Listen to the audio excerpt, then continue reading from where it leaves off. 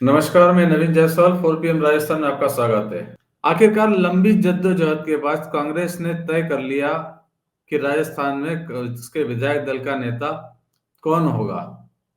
कांग्रेस को यह तय करने में 44 दिन लग गए। 3 दिसंबर को राजस्थान में चुनाव के नतीजे आए थे और उसके बाद 5 दिसंबर को कांग्रेस विधायक दल की बैठक जयपुर में हुई थी, जिसमें विधायक दल के नेता का फैसला आलाकमान पर छोड़ दिया गया था। उसके करीब 42 दिन बाद अब जाकर कांग्रेस ने तय किया है कि उसके विधायक दल के नेता टीकाराम जूली होंगे, जो अलवर ग्रामीण से विधायक हैं, पहले मंत्री रह चुके हैं और दलित वर्ग से आते हैं। और इसके साथ ही कांग्रेस ने यह भी फैसला किया है कि प्रदेश कांग्रेस अध्यक्ष गोविंद सिंह डोटासरा अभी कंटिन्यू रहेंगे, प्रदेश अध्यक्ष की जिम्मेदारी वही संभालेंगे। 3 राज्यों में चुनाव एक साथ हुए थे, मध्य प्रदेश, छत्तीसगढ़ और राजस्थान। हिंदी बेल्ट के ये तीनों राज्यों में कांग्रेस ने 2 राज्यों में फैसला पहले कर लिया था, लेकिन राजस्थान में फैसला करने में उसे लंबा समय लगा, लेकिन आखिरकार फैसला कर लिया गया। ऐसे में जब 19 जनवरी से विधानसभा का सत्र शुरू हो रहा है, तो उससे 3 दिन पहले कांग्रेस ने अपने विधायक दल के नेता का ऐलान किया है। जातिगत समीकरण के अनुसार देखा जाए तो कांग्रेस ने इस बार दलित को नेता प्रतिपक्ष बनाया है, कांग्रेस विधायक दल का नेता बनाया है। राजस्थान के इतिहास में पहली बार है जब किसी दलित को नेता प्रतिपक्ष की जिम्मेदारी मिली है। अभी तक भाजपा और कांग्रेस दोनों ने कभी भी किसी दलित को नेता प्रतिपक्ष की जिम्मेदारी नहीं सौंपी थी, इसलिए कहा जा सकता है कि टीकाराम जूली राजस्थान के पहले दलित नेता प्रतिपक्ष हैं। साथ ही कांग्रेस ने गोविंद सिंह डोटासरा को भी कंटिन्यू रखा है, यानी कांग्रेस अब जो जातिगत कॉम्बिनेशन बनाया है वो जाट और दलित को प्रमुखता दी है। राजस्थान के अंदर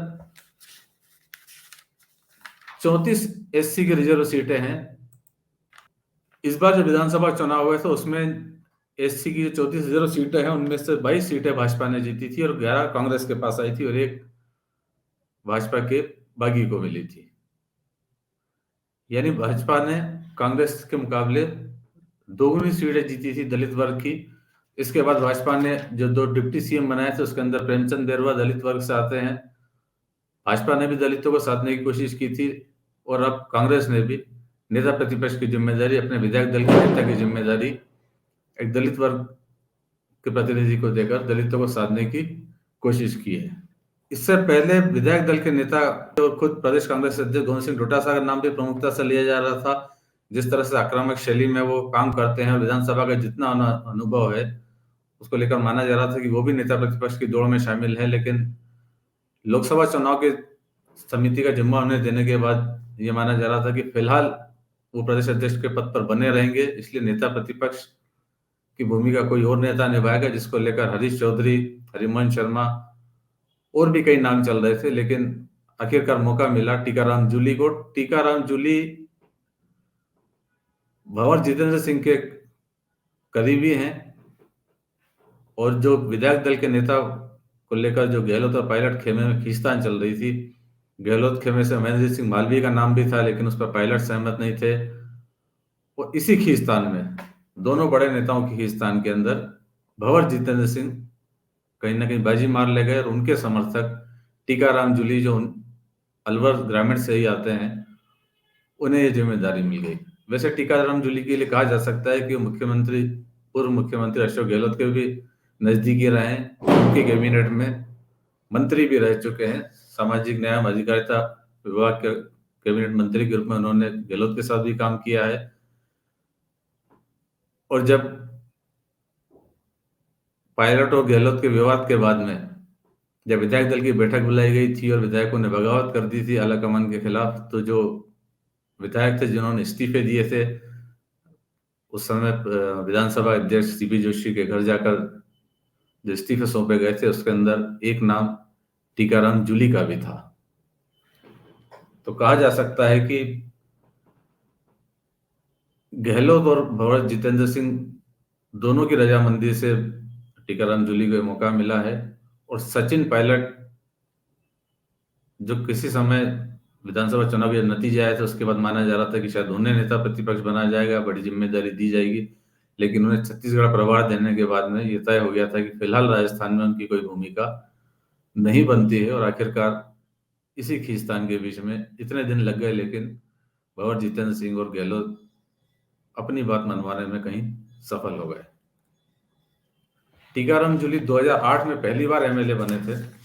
2013 के चुनाव में वो हार गए थे, लेकिन 2018 में वो फिर जीते और उसके बाद पहले उन्हें राज्य मंत्री बनाया गया और बाद में उन्हें कैबिनेट मंत्री बनाया गया। अपने विश्वस्त टीकाराम जूली को विधायक दल का नेता बनाकर भंवर जितेंद्र सिंह ने एक तीर से कई निशाने साधे हैं।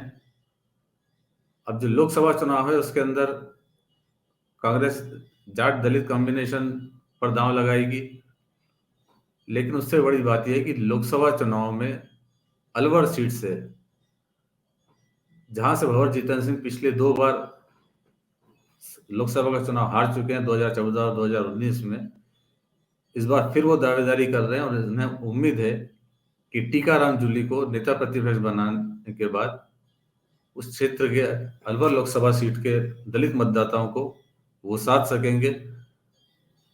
अलवर लोकसभा सीट पर सबसे ज्यादा वोटर अगर कोई किसी एक वर्ग के हैं तो दलित वर्ग के हैं। करीब 5 लाख से ज्यादा एससी वोटर इस सीट पर हैं और इसके अलावा 4.5 लाख मेव वोटर और करीब 1.5 लाख मीणा वोटर हैं। और भंवर जितेंद्र सिंह इन्हीं 3 समुदाय के दम पर एक बार फिर लोकसभा में पहुंचने की कोशिश करेंगे। तीसरी बार, 2 बार लगातार हारने के बाद इस बार फिर वो जीतने की कोशिश करेंगे और इसमें कहीं ना कहीं दलित वोटों को साधने में टीकाराम जूली के माध्यम से उन्हें एक बड़ी उम्मीद है कि इस दांव के साथ वो इस बार लोकसभा पहुंचने में सफल हो सकते हैं। अगर क्षेत्रीय समीकरण की बात करें तो दिलचस्प बात यह है कि अब भाजपा और कांग्रेस दोनों विधायक दल के नेता भरतपुर संभाग से हैं। मुख्यमंत्री भैयानाथ शर्मा भरतपुर से हैं, तो कांग्रेस विधायक दल के नेता टीकाराम जूली भरतपुर संभाग के अलवर जिले से हैं।